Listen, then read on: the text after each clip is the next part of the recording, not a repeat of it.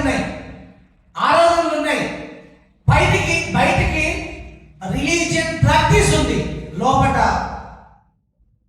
బయటికి religion practice ఉంది, లోపట నేను అనుకున్న వాల్యూస్ బిల్డ్ కాదు అంటూ చెప్పుకొచ్చేటోడు. కాబట్టి ప్రతి పుస్తకాన్ని అలా చదవండి. నేను ఏం మాట్లాడుతున్నా అంటే నీతి డెఫినేషన్ రెండు భాగాలు చెప్తున్నా. ఇప్పుడు నీతి డెఫినేషన్ చెప్తున్నా. ఇప్పుడు ఈ నిబంధన చెబుతూ ఎవరి గురించి మాట్లాడుతున్నాడు? ఈ నిబంధన వాగ్దానాలు లేకపోతే ఈ ధర్మశాస్త్రాన్ని ఇస్తూ ఎవరికి ఏ టాపిక్ మాట్లాడుతున్నాడు అంటే సృష్టి గురించి మాట్లాడుతున్నాడు. అంటే ఏ సందర్భంలో డైరెక్ట్ సృష్టిగా స్టార్ట్ చేసిందా? ధర్మశాస్త్రం ఇస్తూ నేను మనుషులు ఎందుకు పుట్టించో స్టార్ట్ చేసిండు. అప్పుడు ఆ మనుషుల గురించి ఏమర్థమైందని తెలుసా? అతడు దేవుని స్వరూపమందు దేవుని పోలిక చొప్పున దేవుడు నరులను కలగ చేశాడు. ఈ మనుషులు దేవుని స్వరూపం. అంటే దేవుడికి ఈ సృష్టికర్త అయిన ఈ దేవుడికి సృష్టికర్త అయిన దేవుడికి యూనివర్స్ లో ఉన్న ప్రతి మనిషి ఆయన దేవుడి స్వరూపంలో దేవుడి స్వభావంలో తయారు చేయబడ్డాడు. నీతికి డెఫినేషన్ చెప్తున్నా, దయచేసి అర్థం చేసుకోండి. అంటే ప్రతి మనిషికి దేవుడు ఒక విలువించాడా లేదా? మనుషులందరూ ఎవరు? భూమి, అందులో ఉన్న సమస్తము, మనుషులు మొత్తం. అంటే ఇప్పుడు ప్రతి మనిషి ఎవరు? దేవుడు కడుపు చీల్చుకొని వచ్చిన వాళ్ళు కదా. అసలు ఫస్ట్ బర్న్ అక్కడి నుంచి కదా. మనం అసలు ప్రసవించింది ఆయన కదా మనల్ని. అసలైన ప్రసవించింది ఆయన కదా మనల్ని. అంటే ఈ మానవ జాతి మొత్తం కొంచెం మానవ జాతి మొత్తం ఆయన కడుపును చీల్చుకొని వచ్చారు. ప్రతి మనిషికి ఆయన రూపం, ఆయన వచ్చారు కాబట్టి ఆయన పోలిక వచ్చింది. ఆయనలో వచ్చారు కాబట్టి ఆయన రూపం వచ్చింది. ఆయన స్వరూపం, ఆయన పోలిక. ఇప్పుడు ప్రతి మనిషికి విలువ ఉందా లేదా? చెప్పచ్చు. విలువ ఉందా లేదా? చెప్పచ్చు కదా. ప్రతి మనిషికి విలువ ఉంది. ఏ విలువ? ఆయన రూపం, ఆయన పోలిక ప్రతి మనిషికి ఉంది. బాగా ఆలోచన చేయాలి. అంటే దేవుడి యజమాన్యంలో, దేవుడి సృష్టిలో, దేవుడి ప్రకృతిలో, దేవుడికున్న యూనివర్స్ లో అత్యంత ప్రాముఖ్యమైన ఆయన ప్రజలైన ఆయన మనుషులందరికీ ఒక్కొక్కరికి విలువ ఉంది. ఆ విలువ చొప్పున నా పక్కన వాడిని నేను చూడగలిగితే అది నాకు అర్థం కాలేదు. ఇమానే ఓకేనా? ఇంకోసారి చెప్పినా రైట్. ఇప్పుడు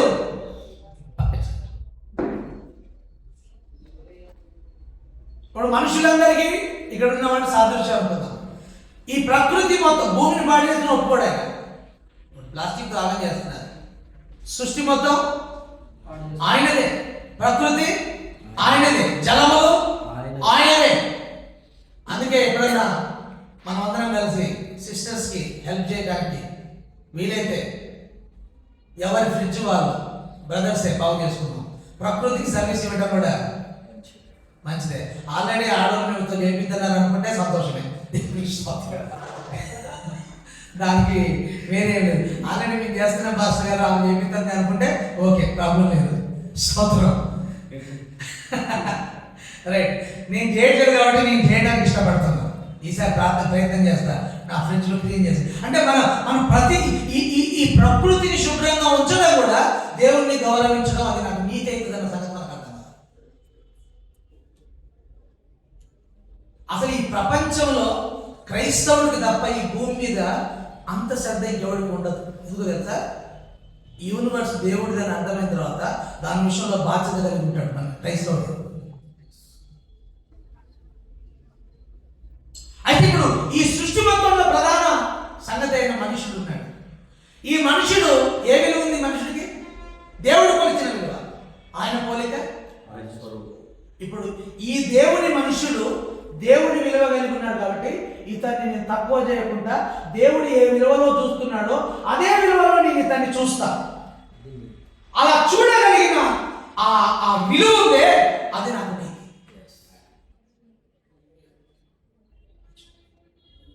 ఎలా చూస్తున్నాం చెప్పండి? ఈ సమాజాన్ని ఎలా చూస్తున్నాం? కొంతమంది భార్యనే పురుగులాగా చూసేటోళ్ళు ఉన్నారు. కొంతమంది భర్తల్ని పురుగులాగా చూసేటోళ్ళు ఉన్నారు. కొంతమంది వాళ్ళ సుఖాల కోసం వాళ్ళు కానీ పిల్లల్ని పురుగులాగా చూసేటోళ్ళు ఉన్నారు. పిల్లల్ని ఇచ్చేదనుకుంటున్నామేమో, వాళ్ళు దేవుడి కడుపులోంచి వచ్చిన వాళ్ళే. పిల్లలు నీకు బయాలజికల్గా నీకు ఉత్పత్తి కావడానికి భూమి మీద కనపడతానికి దేవుడు నిన్ను వాడుకునేది కానీ ఆ పిల్లలు. అందుకే నీ పిల్లల్ని కూడా నువ్వు గౌరవిస్తే అదే నీకు నీతి అన్న సంగతి నీకు అర్థం కావాలి. నీ పిల్లలే కాదు, ఇక్కడ కనపడుతున్న బలహీనులైనా బలవంతులైనా, ఉన్న వాళ్ళైనా లేని వాళ్ళైనా, కలిగిన వాళ్ళైనా కలగని వారైనా, అసలు వాళ్ళ ఆకారానికి బాగున్నా లేకపోయినా, అంతస్తును బట్టి, తలంతును బట్టి, పాటను బట్టి, పద్యాన్ని బట్టి, వాక్యాన్ని బట్టి, సామర్థ్యాన్ని బట్టి, టాలెంట్లను బట్టి పెద్ద కుర్చేసి మిగతా వాళ్ళందరికీ చిన్న కుర్చీల కింద నాటేసి కూర్చోబెట్టే ఆ ఈవిల్ సంస్కృతి నుంచి దేవుని నీతి రాజ్యం అనే దేవుని రాజ్య సంస్కృతి రావాలి.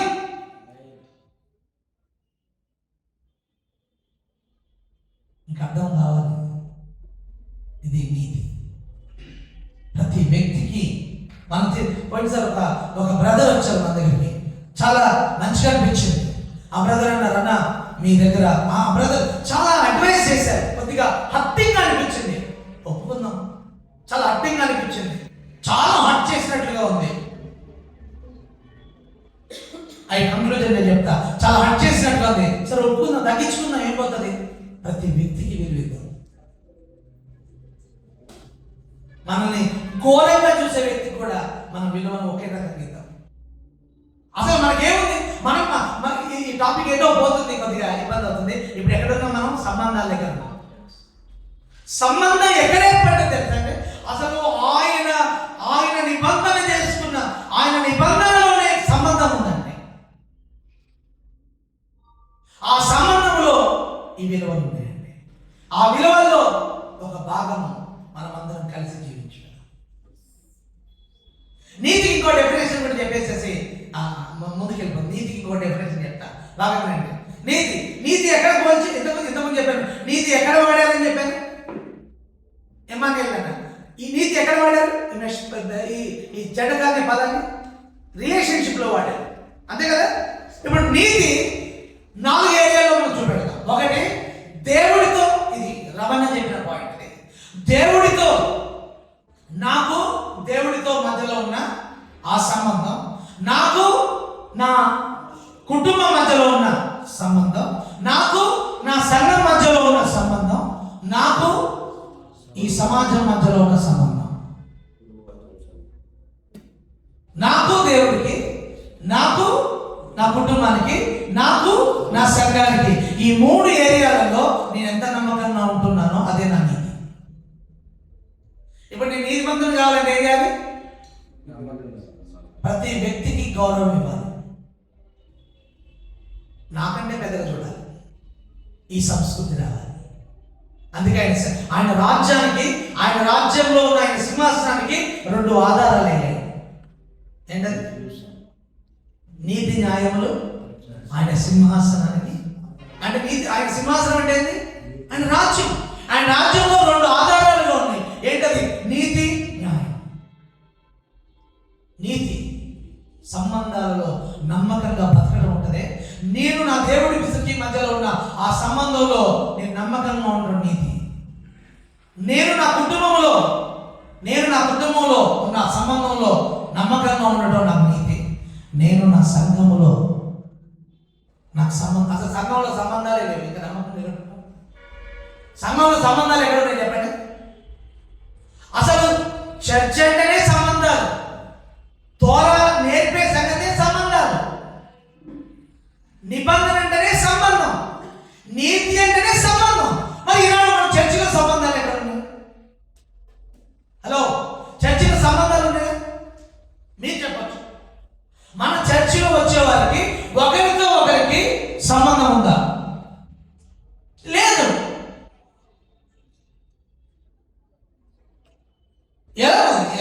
ఎందుకుంటుందంటే, నేను నా కుటుంబం ఫీలింగ్ ఉంది కానీ, నేను నా దేవుడు అనే ఫీలింగ్ ఉంది కానీ, నేను నా సంఘం అనే ఒక ఫీలింగ్ లేదు. నిబంధనలో ఎలాంటి సంగతి జరిగిందంటే, జనరల్ నిబంధన చెప్తున్నా. జనరల్గా దేవుడు ఆల్రెడీ ఈ భూమి మీద కొంతమందితో నిబంధన చేసుకుని ఉన్నాడు. ఆల్రెడీ ఎవరితో చేసుకున్నాడు? పేదవాడు. బలహీనులతో, పరదేశులతో, చితికిపోయిన వారితో, దిక్కు లేని వారితో, విధవరాండ్రతో ఆయన సంబంధం ఆయన ఆల్రెడీ కావాలి. ఇప్పుడు దేవుడితో ఎవరైతే సంబంధం పెట్టుకున్నారో వాళ్ళు నిబంధనలోకి వచ్చారు. నిబంధనలు ఆల్రెడీ బలహీనంగా ఉన్న వారి విషయంలో మనకు బాధ్యత. కాబట్టి మన చర్చిలో సంఘాన్ని మొత్తానికి తెలవాలి. ఈ సమాజంలో బలహీనుల విషయంలో మనకే బాధ్యత ఉందని తెలవాలి. ఎందుకంటే దేవుడితో నిబంధన, అందులో మనం నమ్మకంగా ఉంటే అది మనకి నీతి. కానీ ఎన్ని రోజులు చర్చిలో కూర్చొని చప్పలు కొట్టి ప్రార్థన చేసి ఈ రిలీజియన్ ప్రాక్టీస్ ఉంది, కానీ ఈ విలువలతో కూడిన జీవితం లేదు కదా. అవి ఉండొద్దని కాదు, వీటిని చేయడానికి అవి ఉండాలని చెప్తున్నారు. తొందరపడిన తప్పట్టకండి. శామ్యూల్ కరెక్టేనా? కరెక్ట్ అనిపిస్తుందా? అవి ఉండొద్దని కాదు, ఈ విలువలు ప్రాక్టీస్ కావడానికే అవి ఉన్నాయి అన్న సంగతి మనం మర్చిపోకూడదు.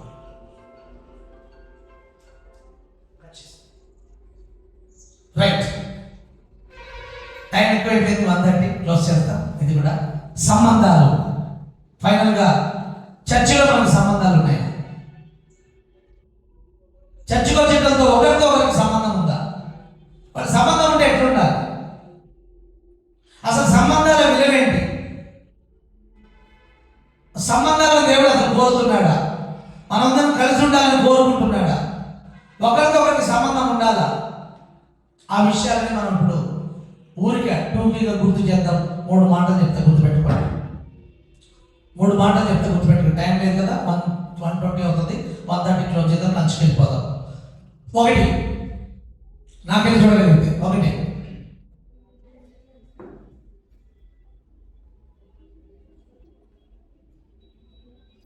ఈ టోటల్ సృష్టి కాంచి బాడీ ఆఫ్ క్రైస్ట్ వరకు ఈ ఉన్న ఈ 11 పాయింట్స్ అన్నిట్లో పర్సనల్ సెల్ఫ్ కంఫర్ట్ ఎక్కడ లేదు. పెళ్లిలో కూడా సెల్ఫ్ కంఫర్ట్ కాదు అది. పెళ్లి ఇద్దరు భార్యాభర్తల మధ్యలో ఉన్న సెల్ఫ్ కంఫర్ట్ కాదు అది. అది సమాజానికి సమన్వయపరచగలిగినటువంటి, సమాజానికి ప్రయోజనకరమైనటువంటి ఒక social justice, social equality, social balance marriage లో. కేవలం అది పర్సనల్ కంఫర్ట్ కాదు. పిల్లలకు నేర్పాల్సిన పాయింట్స్. అందుకే నిబంధన చేసుకుంటే అందుకు నేను యేసుక్రీస్తు అంటే కేవలం ఆయన శిరస్సు మాత్రమే కాదు, ఆయన శరీరం. యేసుక్రీస్తు అంటే కేవలం ఆయన శిరస్సు మాత్రమే కాదు, ఆయన అంటే అర్థం ఏంటి? యేసుక్రీస్తు శిరస్సుతో ఉంటే ఆయన శరీరం అంతా మనకు సంబంధమై ఉండాలి. ఆయన శరీరం అంతా మనకు సంబంధమై ఉండాలి. ఇప్పుడు మనం నా మాటలు ఇంకొక పాయింట్ ఏంటో, ఇప్పుడు ఆయన పుట్టడం వల్ల ఆయన మనకు తండ్రి అయింది. ఆయన పుట్టడం వల్ల ఆయన మనకు తండ్రి అయింది. మరి ఆయన పుట్టిన వాళ్ళు ఉన్నారు కదా, వాళ్ళు ఏమో ఫ్యామిలీ కాదు, వాళ్ళే చర్చ్. అంటే చిన్న కుటుంబంలో సంబంధాలలో చిన్న స్థాయి ఏమో కుటుంబము, పెద్ద స్థాయి ఏమో సంఘం. అంటే ఈ చిన్న స్థాయి కుటుంబంలో నీకు జీవించడం అర్థమైతే దాన్ని పెద్ద స్థాయిలో జీవించడం సంఘంలో ప్రాక్టీస్ కావాలి. అలాంటి చర్చెస్ కట్టాలి, అలాంటి సంఘాలు కట్టబడాలి. అలాగా సంబంధాలలో దేవుని సంఘం బిల్డ్ అవ్వాలి. దేవునికి స్తోత్రం. కాబట్టి ఒక 3 పాయింట్స్ చెప్పేసి నేను ఆఫ్ చేస్తా. అంటే టైం అయిపోయింది కాబట్టి 1 చూడండి, ఆలోచన చేయండి. ఆదాములోంచి ఆ ఎముకను బయటికి తీసిపెట్టారు. ఆ ఎముకను బయటికి తీసిన తర్వాత ఆ ఎముకకు మాంసం అద్ది ఒక శరీర రూపంలో తయారు చేసి ఆమెను ఆశీర్వదించిన తర్వాత ఆదాము అలా లేచి నిలబడి, గాఢతలు తేలుకొని నిలబడి ఎదురుగా కనపడుతున్నటువంటి అలా కనపడుతున్న అవ్వను చూసి నాలాగనే ఈమె శరీరంలో ఉంది, శరీరం మాంసంలో మార్గం సేమ్ నాదే అని ఆమె తీసుకొచ్చి భార్య సాధన పెట్టి. ఇప్పుడు ఆమె ఎక్కడుంది? భార్యగా మారకముందు ఎక్కడుంది? భార్యగా మారకముందు ఆదాము ముందున్న స్థానంలో ఉంది. ఆదాము ముందు ఎలా ఉంది? శరీరంలో మారిన స్థానంలో ఉంది.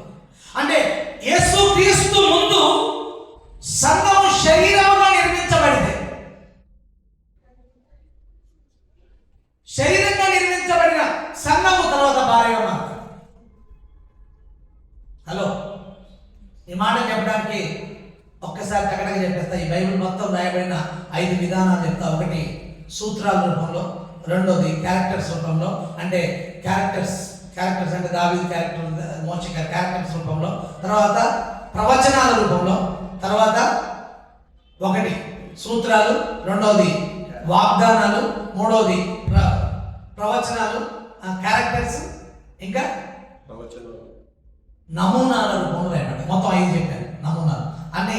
ఇది వాట్సాప్ చేసి కమెంట్ గ్రూప్లో పెట్టేస్తే సరిపోద్ది. ఈ స్టడీ మొత్తం మీకు తర్వాత మీ స్టడీ మొత్తం మీకు గ్రూప్లో పెట్టబడితే మీరు తర్వాత చదవండి. ఆ తర్వాత వీలైతే ఎక్స్ప్లెయిన్ చేస్తాను. ఇప్పటికి మాత్రం ఈ 5 ఎలా ఉంది? ఎలా? ఒకటి ప్రవచనాలు అనుకుందాం, రెండవది వాగ్దానాలు అనుకుందాం, మూడవది సూత్రాలు అనుకుందాం, నాలుగవది క్యారెక్టర్స్ అనుకుందాం, ఐదవది నమూనాలు అనుకుందాం. నమూనా అంటే అర్థం ఏంటి అంటే, నమూనా అంటే అర్థం ఏంటి? అచ్చు. నమూనా అంటే అచ్చు. బైబిల్లో పాత నిబంధనలో నమూనాలు ఉన్నాయి. ప్రత్యక్ష గుడారం ఒక నమూనా, ఓడ ఒక నమూనా, సొలొమోన్ టెంపుల్ ఒక నమూనా, బలిపీఠం ఒక నమూనా. అలాగే కొత్త నిబంధనలో కూడా పౌలు గారు ఒక నమూనా గురించి మాట్లాడాడు. సంఘాన్ని దేంతో పోల్చాడంటే నమూనాతో పోల్చాడు. ఆ నమూనా ఏంటంటే సంఘము శరీరం అన్నాడు, సంఘము కుటుంబము అన్నాడు. దేవునికి స్తోత్రం. అంటే శరీరం అన్న కుటుంబము అన్న ప్రస్తుతానికి ఈ పూటకు శరీరం అనే పాయింట్ తెచ్చుకుంటున్నా. శరీరం ఒక నమూనా అయితే ఇప్పుడు సేవకులముగా మనం అందరం ఆలోచన చేద్దాం. ఇప్పుడు నమూనాలోనికి సంఘాన్ని కట్టాలి. అచ్చులోనికి, అచ్చు అంటే ఏంది? నమూనా అంటే ఏంది? శరీరం. నమూనాని శరీరంగా పోల్చాడు. అంటే ఇప్పుడు దేవుని సేవకులంగా సంఘాన్ని కట్టడానికి ఎలా కట్టాలి? నమూనాలో కట్టాలి. నమూనా ఏంటి అంటే శరీరంలోకి మార్చాలి. శరీరంలోకి మార్చడం అంటే శరీరంలో అవయవాలన్నీ ఎలాగో ఒకదానితో ఒకటి అతికి ఉన్నాయో అలాంటి సంబంధంలోనికి సంఘాన్ని కట్టాలి. సంఘాన్ని దైవజనుడు ఒకరితో ఒకరికి, దేవుడితో నీకు ఎలా సంబంధం ఉందో మనుషులతో నీకు అలా సంబంధం ఉండాలని సంబంధాలలో కట్టాలి. దానినే కవెనెంట్ కమ్యూనిటీ, కవెనెంట్ చర్చ్ అంటారు. కవెనెంట్ చర్చ్ అంటే సంబంధాలతో కూడిన సంఘం ఇది. కాబట్టి ఇప్పుడు శరీరంగా మారిన తర్వాత ఎక్కడికి వచ్చింది? భార్య. ఇప్పుడు భూమి మీద మనం సంబంధాలతో కట్టిన సంఘమే భార్యగా మారుతుంది. కాబట్టి మన చర్చ్ అసలు ఒక లోకల్ చర్చిని మనుషుల్లో సంబంధాలు కలగట్లేదంటే, జీవరత్నం గారి చర్చిలో ఉన్న విశ్వాసులలోనే సంబంధాలు కనెక్ట్ కావట్లేదంటే, వాళ్ళు వచ్చి మాకు ఇక్కడ ఇంకో లోకల్ చర్చితో ఎప్పుడు సంబంధం పెట్టుకుంటారు? ఒక లోకల్ చర్చిలో సంబంధాలు మాత్రమే ప్రాక్టీస్ కావడం కాదు, ఇంకొక లోకల్ చర్చి కూడా సంబంధాలు కలవాలి. ఎందుకంటే ఆ లోకల్ చర్చ్ కూడా దేవునితోనే కట్టబడింది, మనుషులతో కాదు. అలా ప్రేమించగలిగిన, అలా చూడగలిగిన, అలా గెలుపు ఇవ్వగలిగిన ఆ నమ్మకత్వమైన మనసుందే దాన్ని నీతి అంటారు. ఇలా చూద్దామా? కొద్దిగా తెల్ల బట్టలు వేసుకున్న వాళ్ళు ఒక రకంగా, సూట్ వేసుకున్న వాళ్ళు ఒక రకంగా, కారున్న వాళ్ళని ఒక రకంగా, ఇంకో అలా కాదు. వాళ్ళకు దేవుడు ఇచ్చిన విలువలో చూడాలి. స్తోత్రం. చాలా రోజులు అయిపోయింది మా గురువు గారు ఇక్కడికి వచ్చారు. మా గురువు గారు ఇక్కడికి వచ్చారు, పాస్టర్ గారు. ఆయన కారు అప్పట్లో 15-18 ఏళ్ళ క్రితం ఆయన కారు వేసుకొని వచ్చినప్పుడు చూశాము. ఆయన డ్రైవర్ వచ్చి కింద కూర్చున్నాడు. అప్పుడు ఆ డ్రైవర్ని తీసుకొచ్చి పాస్టర్ గారు ఇలా కూర్చోబెట్టి చైర్లో కూర్చొని అన్నం తినాలి బాబు అన్నాడు. అదంతా నేను పట్టించుకోలేదు. తర్వాత వెళ్ళేటప్పుడు అడిగిన, పాస్టర్ గారు ఏంటి అలా చేశారు అని అడిగితే, ఒక వ్యక్తిని క్రీస్తుని బట్టి మనం ఇవ్వాలి బాబు, అట్లా చేయొద్దు బానిసలే అన్నాడు. అప్పుడు నాకు అర్థం కాలేదని ఇప్పుడు బోధ అర్థమైందంటే అర్థమైంది. ఎప్పుడు ఒక నడచాలనే ఈ మైండ్ సెట్, ఈ సంస్కృతి ఈజిప్ట్ కదా, బానిసలుగా చేసుకునే సంస్కృతి అక్కడ కదా. నలుగురు విశ్వాసులు పెరిగితే, నలుగురు సేవకులు పెరిగితే మిగతాలు కిందోళ్ళు నేను పైన అనుకుంటాను. సంబంధాలంటే హెచ్చుతగ్గులు కాదు, పెద్దోడు చిన్నోడు అనే హెచ్చుతగ్గులు కాదు, అవి సంబంధాలు. స్థానిక సంఘంలోనే సంబంధాలు ఏర్పడినప్పుడు ఆ సంబంధాలు అంటే ఏందో చెప్పాలి. ఇంతటితో దీన్ని ఆపుతున్నా. ఇంకొక సంగతి పౌలు గారు వాడిన సంగతి, సంఘం ఒకటి, ఆయన సంఘం, ఆయన శరీరం, సమస్తము నింపుచున్న సంఘం ఏమైంది? శరీరం అయింది. శరీరం ఏమైంది? సంపూర్ణత అయింది. మళ్ళీ ఒకసారి, సంఘం ఏమైంది? శరీరం అయింది. శరీరం ఏమైంది? అంటే సంఘం అయిన మనము శరీరంగా రూపాంతరపరచబడితే పరిపూర్ణంగా మారిపోతాం. ఇప్పుడు మన లోకంలో ఉన్న చర్చిలో విశ్వాసులకి పాటలు నేర్పించవచ్చు, పద్యాలు నేర్పించవచ్చు, వాక్యం నేర్పించు, కానీ ఒకరితో ఒకరు ఉండటం నేర్పేయండి మీ వల్ల కాదు. ఈ విలువల అర్థం, ఈ సంస్కృతి అర్థమైతే తప్ప, ఈ జీవన విధానం అర్థమైతే తప్ప. కాబట్టి ఒకరితో ఒకరు ఉంటున్న ఒక అనుబంధాలతో, సంబంధాలతో ఈ నిబంధన జనంగా కలిసిన ఈ సంఘం, ఆ జీవిస్తే జీవన విధానం ఉంటుంది. అది చూసి ఈ సమాజమే ఇటువైపు ఆకర్షించబడుతుంది, ఇటువైపు ఆకర్షించబడుతుంది. ఇది కదా దేవుడు అంటే, ఇది కదా దేవుడు అంటే అని. అలాంటి సంబంధాలను పెట్టాలి. ఒకటి ఆదాము వాళ్ళ గురించి చెప్పాను. రెండవది శరీరము, సంఘము, శరీరము సంపూర్ణ చెప్పాను. మూడవది హెచ్కేల్ గ్రంథంలో ఆ ఎముకలన్నీ ఒక దగ్గరకు వచ్చి అవన్నీ దగ్గరై కలుసుకొని శరీరంగా మారాయి కదా. ఆ శరీరంగా మారిన తర్వాత వాటికి దేవుడిచ్చిన ప్రమోషన్ ఏంటో తెలుసా? సైన్యం. శరీరంగా మారితేనే ఆయన సైన్యంగా మారుతాం, ఆయన రాజ్యం అవుతాం. మనమందరం శరీరంగా మారడం అంటే అర్థమైంది, సంబంధాల్లో కలగాలి, ఒకరితో ఒకరు కలగాలి. ఇప్పుడు మనమందరం ఇక్కడ ఉన్నాగా, ఒకరితో ఒకరు ప్రతి సంబంధం మనకు విలువే. ఈ మాటలు క్లోజ్ చేస్తున్నాను నేను, అయిపోయింది. దేవునికి స్తోత్రం, హల్లెలూయా. సంబంధాలు ఇంపార్టెంటే కదా, పర్లేదు, సంబంధాలు ఇంపార్టెంటే కదా. ఇక్కడున్న అన్నలు, మనందరికీ ఇక్కడున్న అన్నలు, తమ్ముళ్ళు, ఇక్కడున్న అక్కలు, మనం అందరం ఒకరితో ఒకరు సంబంధాల్లోకి రావాలి.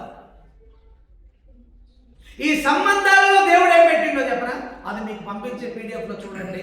మీకు చాలా చాలా విలువైన సంగతులు ఉంటాయి. అసలు నా పక్కనోడు లేకపోతే నాకు సంపూర్ణత రాదు. రైటా? మనీ నా పక్కన లేకపోతే నాకు పక్కన తిరిగి మాట చెప్పండి, నీతో నాకు సంబంధం లేకపోతే నాకు సంపూర్ణత లేదు. ఇది చర్చిలో వాళ్ళకి తెలవాలి. అందుకే అండి మీరు నాతో ఉండాలని కోరుకోవట్లే, నేనే మీతో ఉండాలని కోరుకుంటూ ప్రయాణం చేస్తాను.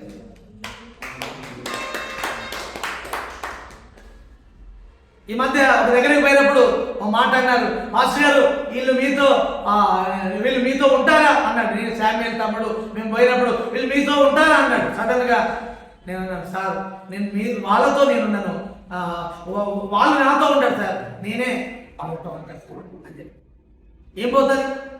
నా అవసరం, నాకు సంబంధాలు కావాలి. సంబంధాల వల్లనే నేను పరిపూర్ణ అవుతా. సంబంధాల వల్లనైతే నేను శరీరంగా నిర్మించబడతా. సంబంధాల వల్లనే నేను బాగుపడతా. అయితే ఆ సంబంధాలలో నమ్మకం ఉండాలి. మరి ముఖ్యంగా ఈ గవర్నమెంట్ టీంలో ఉన్న అన్న మనం టైం మెయింటైన్ చేయడం కూడా ఒక నమ్మకత్వమే. దయచేసి మిమ్మల్ని మరో రకంగా అనుకోకండి. మనం ముందుగా ఈ టైం మెయింటైన్ చేసి ఈ సంబంధాలు నమ్మకం ఉంటే అది మనకు నీతి అని నమ్మి మనం చేద్దాం. మిగతా వాళ్ళందరినీ ఆకర్షిస్తుంది ఆ నమ్మకం. తప్పుగా అనుకోకండి. కాబట్టి ఇప్పుడు మనుషులతో సంబంధాలు ఏం చేయాలి? వెతుక్కోవాలి. సంబంధాలలో ఏముంది? పరిపూర్ణత ఉంది. సంబంధాలలో ఏముంది? క్రీస్తు శరీరంగా నిర్మాణమయ్యే సంగతి ఉంది. సంబంధాలలో ఏముంది? సైన్యంగా మారే అవకాశం ఉంది. సంబంధాలలో సహాయం ఉంది. సంబంధాలలో సహాయం ఉంది. దావీదు ఆశపడ్డాడండి, 3 బలాఢ్యులపై నేను తీసుకొచ్చాను. సంబంధాలలో మన ఆశ లేదు.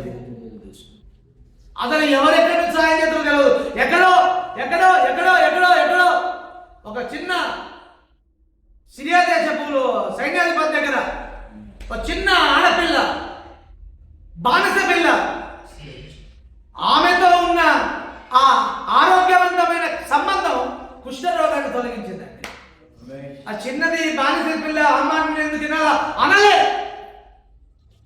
సంబంధం చిన్నదైన పెద్దదైన అందులోంచి మనకు దేవుడు మహిమ తీసుకొస్తాడు. దేవుడు డైరెక్ట్గా చేయితాపు ఆకాశంలో చేయడు, వాళ్ళు ఈ మనుషుల్ని వాడుకొనేస్తాడు. కాబట్టి ఈ మనుషులతో మనకు 4 ఏరియాలో సంబంధాలు ఉండాలి. ఒకటి సమాజంలో, రెండవది ప్రయాణంలో, మూడవది సంఘంలో, దేవుడు. ఈ సంబంధాల్లో మన నమ్మకంగా జీవించే జీవన విధానం ఉందే, ఆ సంస్కృతి ఉందే, ఆ కల్చర్ ఉందే, అదే మనకు నీతి. అలా బ్రతుకుదాం. దేవుడి మాటలు దీవించుగాక. Thank you.